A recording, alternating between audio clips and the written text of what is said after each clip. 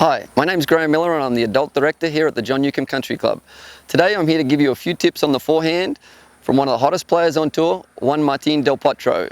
He's just taken out Andy Murray in the Davis Cup and I think he does a few things on his forehand that we could all learn from.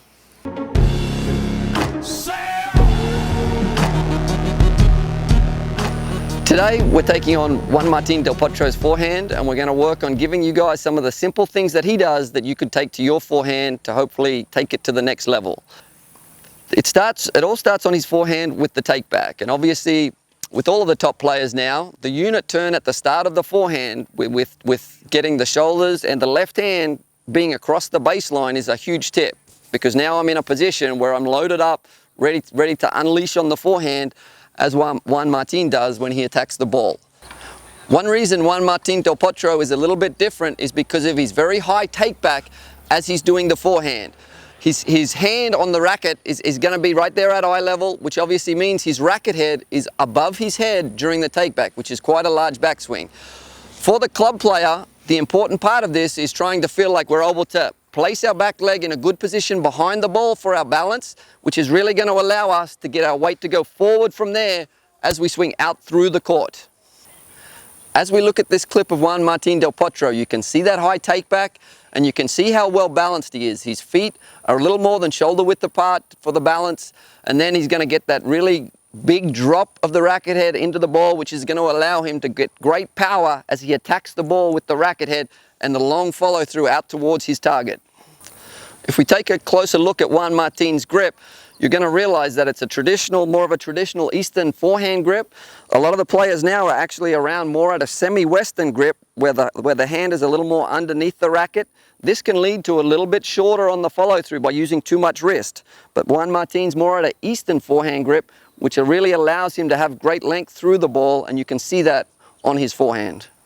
Now we're going to talk a little bit about how that grip really affects the most important part of the swing, and that is the part of the swing from when the racket has got behind the ball to transferring right out through to the target and obviously feeling like the shoulders are a part of it. I mentioned previously, obviously with the semi-Western grip, we see a lot of shorter swings where we're sort of using too much wrist and not enough length. With this Eastern forehand grip, Juan Martin is really able to get the racket in a great position behind the ball. The butt cap of the racket is lined up at that ball, and he's really able to drive the racket head, drive the butt cap forward to the ball, and then gets great lag on the racket, and then really able to accelerate the racket head out through to the target. And that is something that we all need to be trying to do if we're trying to get that natural power, get a little bit of lag of the racket head as we come to the ball, and then able to get the racket head accelerating through contact. Now, if we talk a little bit about Juan Martin's finish, you're going to see that because of the way that he's able to get the racket behind the ball, gets that lag and comes into contact, he has great follow through out to his target. It's very consistent, and he's able to feel like that racket head is driving to his target wherever he's hitting the ball, and the racket's going to finish there about shoulder height. A lot of young players and even club players, the finish is always very inconsistent. We sort of get a little bit too much wrist with the racket finishing too low, or we're pulling right across our body. Trying to feel like that length is really important. And if you have a look at this clip, you're going to see a great example of how far out he goes with the racket to the target before finishing across there at shoulder height. Now I'm going to go ahead and sort of demonstrate Juan Martin del Potro's forehand to the best of my ability. Don't be too tough on me. Michael's going to feed us a few balls, so let's see how we go.